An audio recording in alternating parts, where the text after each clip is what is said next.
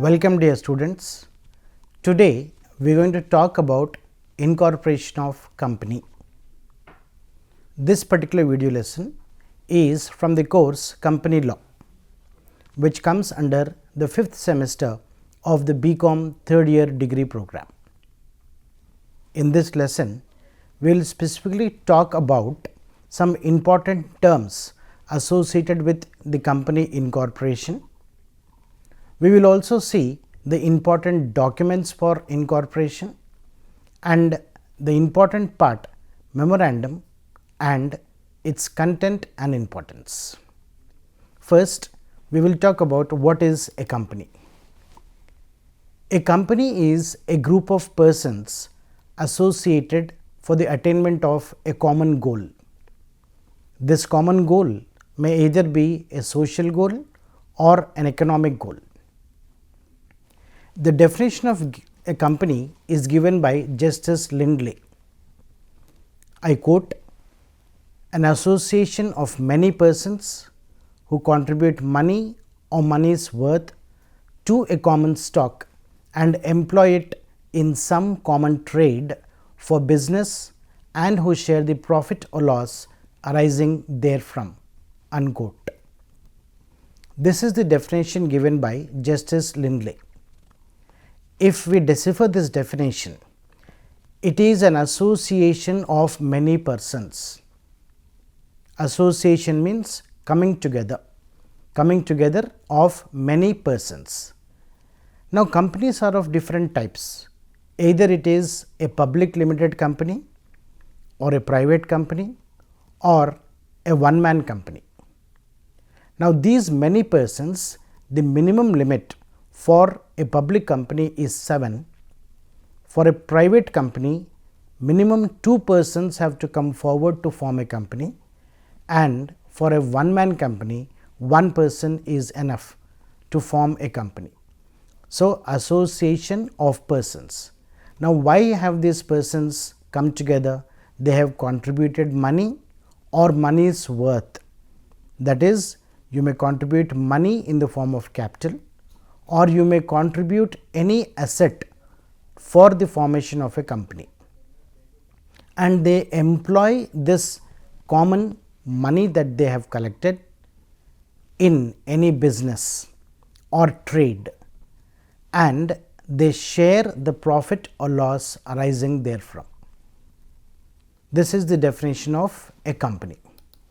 Then, what are the characteristics of a company? Every company has certain characteristics, certain unique aspects associated with it. The first characteristic of a company is a separate legal entity. Separate means company is different, the members who constitute the company are different. So, a company is an artificial person created by law. It is an entity separate from its members. The company's money and property belong to the company and not to its shareholders. So, here after the company has been incorporated, in the eyes of law, a separate person has born. A separate person is born, and this person is an artificial person. He has got a separate existence of his own. The members are different, the company is different.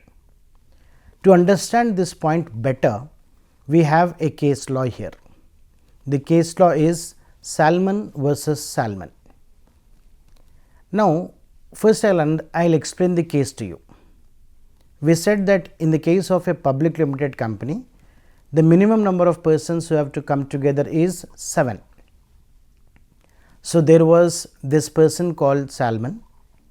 He himself, along with his wife, 1 daughter and 4 sons, formed a company.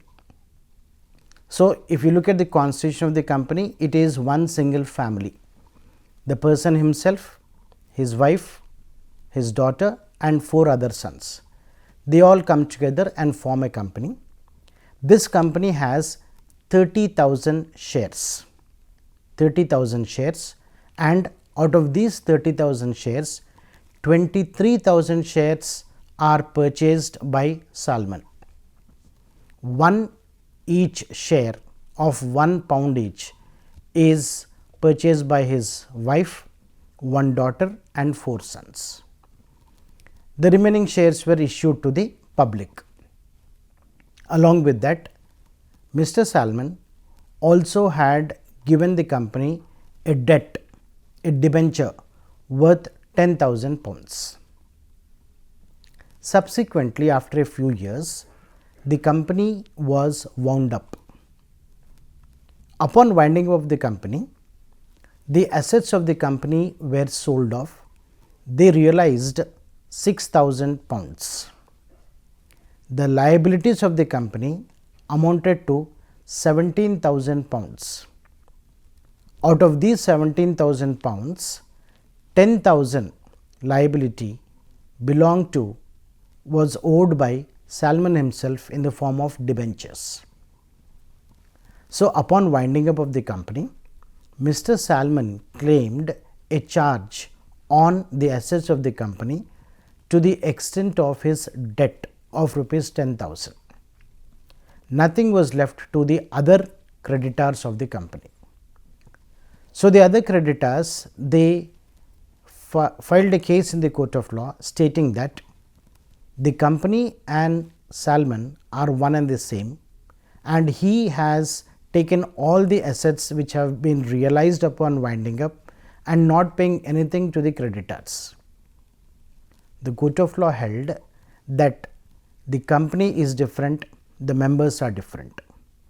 Mr. Salman had given a debt of 10,000 debentures to the company and he had a charge on the assets of the company. Therefore, he has to be paid first. If anything is remaining, then the other creditors will have to be paid. So, this case law proved that even though the constitution of the company is one single family, they are treated as distinct from the company itself. So, an artificial person is born upon incorporation of a company. That is the first characteristic of a company. Then the second characteristic of a company is a company has limited liability. Limited liability. Now, this liability may either be limited by shares or limited by guarantee. Every company will have some face value of the share, and a shareholder will be called upon to pay only the uncalled amount or the unpaid amount on each share. Suppose, for example, a company has share face value of rupees 10 each, and the company has called upon the shareholders to pay rupees 7 up till the period of up till the date the company is about to be wound up. The uncalled amount or the unpaid amount is only rupees 3. Each shareholder will be called for to pay only the balance of 3 rupees in the company in the event of the company being wound up. So, this is a company limited by shares. A company limited by guarantee means where certain cases, in addition to the share capital, the members of the company, they agree to pay a guarantee amount in the event the company is being wound up. So, in addition to their shares, they have undertaken, they have given a guarantee to pay a fixed amount. So, where the company is being wound up, they will be called upon to pay that guarantee amount in addition to their uncalled share capital. Where the company does not have any share capital and only is limited by guarantee, then the guarantee amount will be asked for in the event of the company being dissolved. That is the second characteristic feature of a company.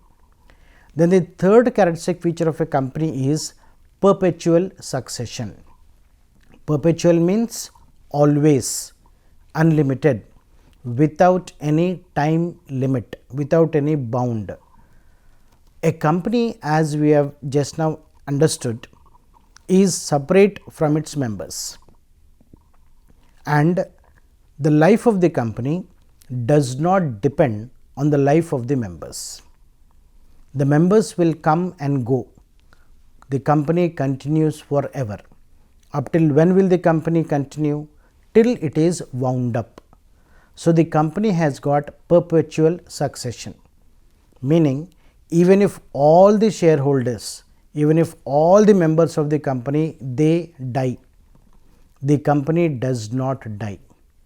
The company is created by law. It can only be ended by a further law, but the death of the member does not affect the life of the company. That is perpetual succession. Then every company will have a common seal. Common seal is required because the company has no physical existence. The company is an artificial person. So, if it has to enter into a contract, the directors of the company they act as agents of the company, and the agents of the company they will affix the common seal on behalf of the company on all official documents of the company. So, when the common seal of the company is affixed, it is deemed, it is understood, it is substituted as the signature of the company. So, the company will have a common seal which it affixes on all important documents to bind itself to the contents of the document. Then the next important characteristic of a company is transferability of shares. A company will have an option, the members of the company will have an option of either selling or purchasing the shares of the company in the open market. There will not be any restriction on the members to transfer their shares in the open market. Any number of times the shares can be traded in the market. That is why we have said the members will come and go, but the company will continue, because the shareholder may transfer his share, the members will change, but the company constitution, the company name and existence will not be altered. So, no shareholder is permanently wedded to the company. They are free to leave the company or join the company. So, transferability of share is another characteristic feature of a company. Then the company will have a capacity to sue. Capacity to sue means the company can initiate legal proceedings on its own name. The company can initiate legal proceedings on its own name. The company may even sue its own members also, because it is distinct from the members of the company. So, these are the characteristics of a company. Then coming to some important terms which we said we will learn in this lesson. The first important term that we will learn is capital. What is the meaning of capital? Capital is the common stock that the shareholders have contributed. When the common stock is denoted in terms of money, it is known as capital.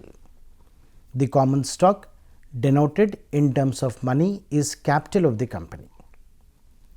Then the next important term is shares. The proportion of capital to which each member is entitled is his share. The proportion of capital. The entire capital is divided into, or rather subdivided into, different smaller parts. Each part is known as a share, and the person who contributes this part is known as the shareholder. So, the shareholder is the person who contributes to the capital or to whom it belongs. So, these shareholders are the members of the company. They are the owners of the company. Then what is the meaning of incorporation? Incorporation means formation of a company. A company can be formed for a lawful purpose by 2 members in the case of a private company, 7 members in the case of a public limited company, and 1 person in the case of a one-man company. But however, they have to come together to form a company, and the object, the purpose of coming together should be for a lawful purpose, a lawful objective. They cannot come together to further an unlawful object. That is the only precondition for a company to be incorporated. Then looking at the important documents for formation of a company. The first important document is the Memorandum of Association, and the next important document is the Articles of Association. Every company will have a memorandum and also will have its articles. Along with the memorandum and the articles, a list of directors who consented to be the first directors of the company has to be provided, and also a declaration stating that all the requirements of the Companies Act have been complied with. That declaration also has to be filed with the registrar while incorporating a company. Now, this declaration has to be given by a chartered accountant, and it has to be signed by the first directors of the company. Usually, when a company is being incorporated, the persons who carry out this process of incorporation, they are known as the promoters of the company. So, generally the promoters will undertake all the obligations, all the documentary formalities that have to be fulfilled for a company to be incorporated. So, these are the important documents. Then we will understand the importance of the memorandum, the Memorandum of Association. The Memorandum of Association is the basic and fundamental document upon which a company is allowed to be incorporated. It is the constitution of the company. It contains the rules and regulations that govern the company. It is also known as the charter of the company. It is the legal book of the company, and it is the fundamental conditions upon which alone the company is allowed to be incorporated. Now, what are the contents of this memorandum? The Memorandum of Association should be a document that has to be printed, and it has to be sequentially numbered, and it has to be divided into different paragraphs, and each paragraph should contain a specific information which is embedded into the paragraph. Now, this Memorandum of Association contains certain clauses. We will discuss these clauses in detail. The first clause is known as the name clause. The second clause is the situation clause. The third clause is the object clause, the liability clause, the capital clause, and the association clause. So, these are the different clauses in the Memorandum of Association. First, the name clause. The name clause states that the name of the company shall not be too similar or too identical to the name of an existing company. This is so that the public are not confused among the different companies. So, the name should be distinct, it should not be identical, it should not be similar to the name of an existing company. Then the name of the company should not suggest that it is connected to either the central government or the state government. The name of the company should not be connected to the central or state government. And the use of words. Every company should, the name of the company should end with the words public limited company, that is limited company, CO.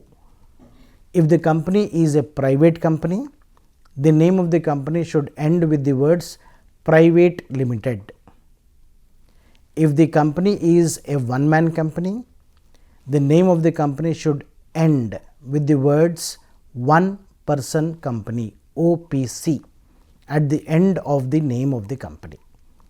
So, for a public limited company, the words LTD should be the last word of the name of the company. In the case of a private company, PVT LTD, private limited, should be the word that ends the name of the company. And for a one-man company, OPC should be the words that end the name of the company. Then the situation clause. Every company must have a registered office within 15 days of its incorporation, and this is the address of the company, because the company is an artificial person, it has a name, and there should be a principal place where the company is available, where the records of the company are kept, where the books of the company are kept. This is known as the situation, that is the place where the company has its existence.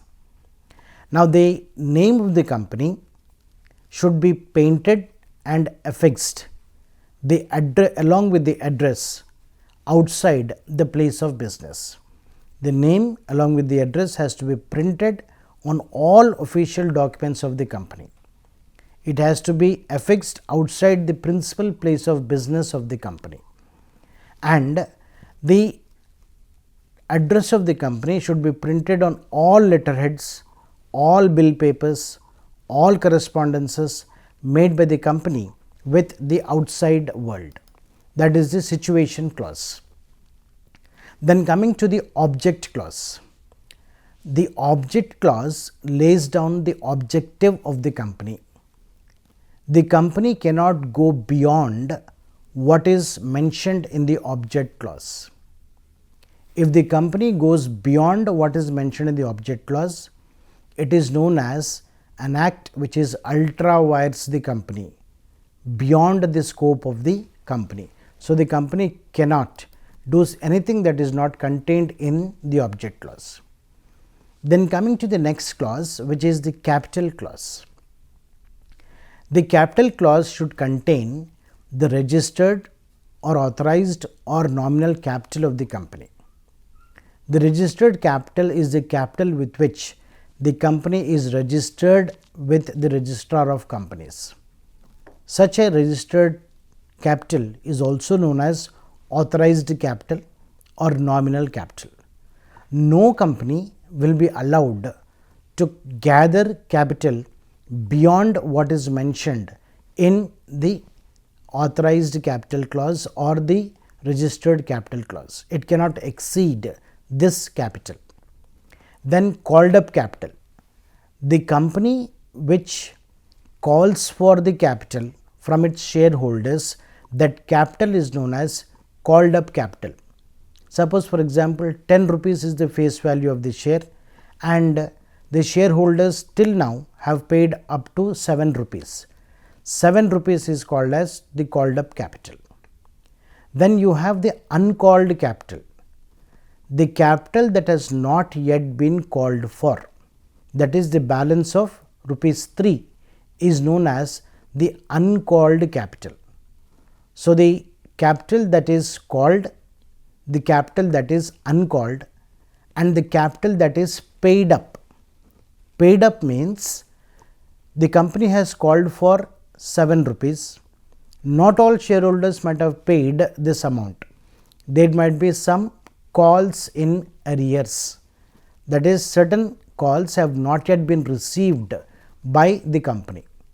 So, the actual amount of capital actually received by the company is known as the paid up capital. Then the association clause or the subscription clause. The association or subscription clause should contain the words that all the signatories to the memorandum, they have signified their willingness to associate and form a company. This is known as the association clause or the subscription clause, that they have signified their willingness. Then we will look at certain important doctrines of the company that a company is bound by. First one is doctrine of ultra vires. Doctrine of ultra vires, as I have already mentioned, ultra vires means something which is beyond the scope of the company. No company is allowed to do something which is beyond its scope. Here we have a case law, Ashbury Railway Carriage and Iron Company Limited versus Ritchie. Now, the objective with which the company, this particular company was established was, registered was to make, sell or lend railway wagons, to act as mechanical engineers and general contractors, to purchase, lease, sell mines and minerals. This is the objective of the company. Now, this company has undertaken action of financing the construction of a railway line in Belgium. What is the objective of the company? To make, sell or lend railway wagons, to act as mechanical engineers and general contractors, to purchase, sell or lease mines and minerals. This was the objective of the company. But the company entered into a contract where it financed the construction of a railway line in Belgium. It was held that the action was beyond the scope of the company. It was an ultra vires act. Hence, the act was not allowed by the company. Then, if the company does an ultra vires act, what are the effects of this? The first effect is injunction. That is, the shareholders can restrain the company from proceeding with such an act by obtaining an injunction order from the court. The second effect is personal liability of the directors. The directors are personally liable for the actions of the company. Then breach of authority or warranty. The directors will stand personally liable to the third parties for breach of warranty or authority, and ultra vires contracts are void ab initio. They do not have any legal effect. The company cannot enforce such contracts. Where the company acquires any ultra vires property, the company can protect such property. No law will restrain the company from protecting its own property, even though the act is an ultra vires act. Then another important document is the doctrine of constructive notice. Now, this doctrine says that the memorandum and articles are public documents. Anybody will have a right to inspect these documents because they are available in the public domain, and if anybody enters into a contract with the company that is beyond its scope, the company will not be held responsible. This is the doctrine of constructive notice. This is a negative doctrine. The doctrine will protect the company against the outsiders. This is for the benefit of the company. Then the doctrine of indoor management is contrary to the doctrine of constructive notice. The doctrine of indoor management says that what goes on beyond the closed doors of the company is not known to the outside world. Therefore, the outside world has to be protected from the actions that are against it and are done within the four walls of the company. So, there is a rule in the doctrine of indoor management which is known as the rule in Royal British Bank versus Turkwand. Now, in this case, the directors, they had no power to issue certain debentures if they do not pass a resolution. The directors issued certain debentures without passing the resolution. It was held that the debenture holder was entitled to assume that the resolution must have been passed. If no such resolution is passed, it is not the fault of the debenture holder. This is the doctrine of indoor management that protects the rights of the outsiders who may not have any say or any role in what goes on within the four walls of the company, because the outsiders need not know what happened in the four walls of the company which are closed to him. So, therefore, doctrine of indoor management protects the outsiders who deal with the company. So, with this we have seen what is a company and what are the characteristics of a company, what are the important documents and what are the important doctrines of a company. So, with this we have come to the end of the lesson. Thank you.